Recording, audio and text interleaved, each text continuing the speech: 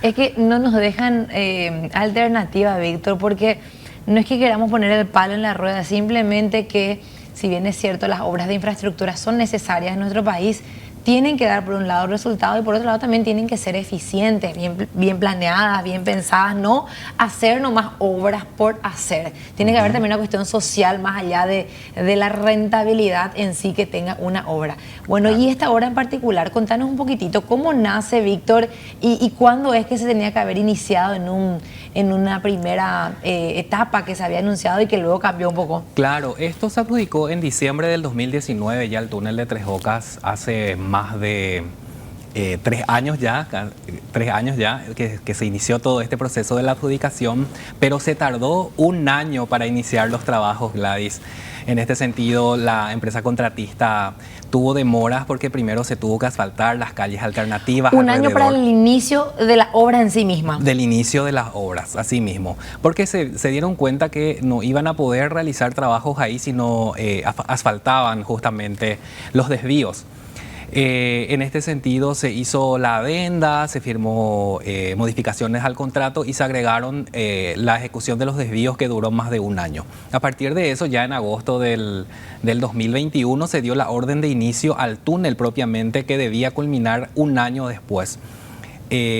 Pasó el tiempo, pero la empresa contratista no cumplió con los plazos establecidos. Primero se tenía que terminar en agosto, después pasaron para diciembre y finalmente para febrero, y ahora en marzo que concluyó la infraestructura vial propiamente, ¿verdad? Están hablando del túnel y rotonda propiamente. ¿Hace cuánto que cubrí obras, Víctor? Y hace más de 8 años prácticamente. Bueno, y en este tiempo, ¿conociste alguna obra que haya terminado en 1 año? ¿Una obra de mediano, de gran envergadura que se haya terminado en 1 año? No, en ningún momento. Hubo luego muchas dudas de los frentistas desde el inicio, porque había muy poca planificación. Ellos no estaban al tanto de cómo iban a ejecutar los trabajos. Finalmente se dieron las prórrogas, ahora culminó la infraestructura vial, hoy ya se pudo utilizar, Gladys, pero nos dimos cuenta de que no cumplió con la función inicial del proyecto. El tránsito seguía hoy de forma caótica en la ruta PI01, la conocida como Acceso Sur. Varios automovilistas incluso se mostraron molestos ante esta situación, y desde el MOPC están culpando, Gladys, a los semáforos que están en varios puntos en la ciudad de Fernando de la Mora, en la ruta PI01. Uno, el que está en Sabalascue, y también está el otro que se encuentra en la zona de un conocido supermercado. Y después está el semáforo también de Soldado Ovelar, que están afectando, digamos, el tránsito fluido por la zona, y que, como vimos esta mañana, nuestros compañeros estuvieron por la zona desde temprano hoy y vimos que realmente había un caos vehicular en la zona. Lo que ahora propone el Ministerio, Gladys, es seguir conversando con las municipalidades, tanto de Ñemby como de Fernando de la Mora, para ver un poco y aumentar los segundos de la parte de la luz verde del semáforo, ¿verdad? De manera que sea más fluida la circulación vehicular. O sea, que dé más tiempo verde para el que circula por la ruta en sí. Por la ruta en sí, y también ya se empezó a agregar, a cortar los desvíos que habían en su momento también en el lugar. Y ahora van a hacer un trabajo con la municipalidad, y principalmente de Fernando de la Mora, donde es el que hoy se tuvo serios problemas realmente en el tránsito. Y ahí vos tenés varias ciudades, vos le tenés allá la zona de Ñemby, Fernando de la Mora, Asunción, porque el que viene de esa zona hacia Asunción lo que quiere es llegar a Asunción.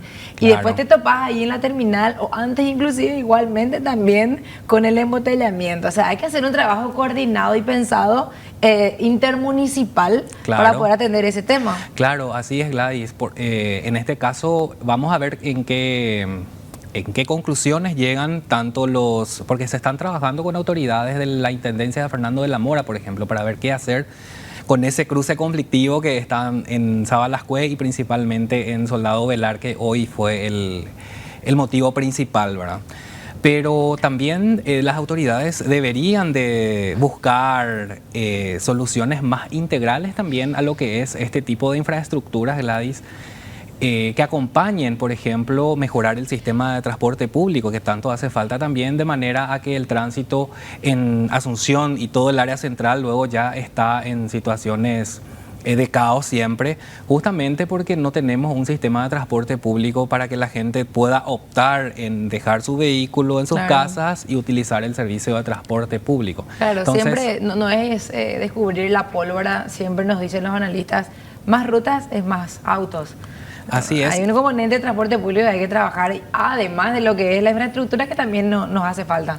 Claro, y por supuesto también el ingeniero Recalde del MOPC también, justamente, que es la institución que debería de mejorar el sistema de transporte público de pasajeros, es la que es el ingeniero que nos dijo esta tarde que justamente son proyectos que se deben ejecutar lo antes posible, ya sea tren, mejorar los buses que circulan, proyectos a corto plazo para poder, digamos, mejorar esta situación que tenemos. Víctor, una consulta sobre la zona de obras en particular allí en el túnel de Tres Bocas. Los comerciantes se quejaban mucho y los frentistas en general de que no estaba la contratista reparando los accesos a sus locales o los accesos a sus viviendas, porque toda obra grande implica el movimiento de vehículos pesados, implica todo lo que es las sociedades que dejan las grandes obras y muchas veces se perjudica la infraestructura de esas propiedades privadas. ¿Hoy persisten esas quejas o ya se salvaron? Persisten esas quejas, Gladys. Es más, varios comercios quebraron, cerraron sus puertas. Incluso hay una estación de servicio que también cerró. Hoy vimos eso en nuestro recorrido. Y también hay obras que se ejecutaron de forma chapucera, por así decirlo, por parte de la empresa Tecnoedil. Hoy justamente hicimos imágenes de esas obras que se hicieron, se dejaron obras inconclusas, no señalizadas, se hicieron veredas que dejaron por debajo a las casas que con cada lluvia se están inundando, están teniendo varios inconvenientes. Entonces, hay problemas sociales en esta obra que lastimosamente, ahora que concluyó, seguramente va a quedar en la nada, porque los frentistas, si bien pensaban demandar al MOPC y a la contratista por todos los perjuicios que tuvieron en este plan, vieron difícil enfrentarse a estas grandes constructoras y también al Ministerio de Obras Públicas, ¿verdad?, que es el proyecto en sí.